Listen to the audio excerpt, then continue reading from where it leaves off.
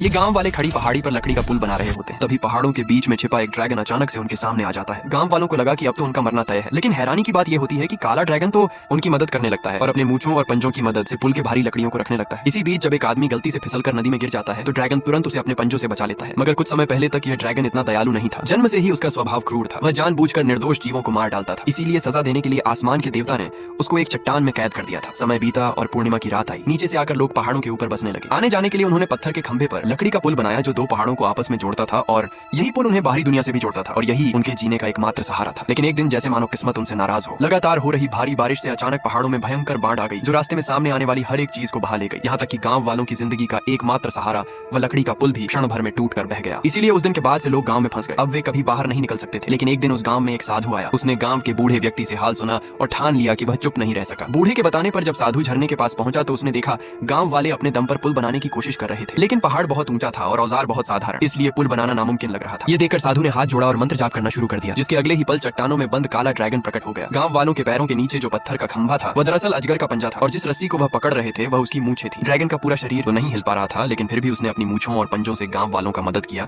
और उस पुल को बनवा दिया।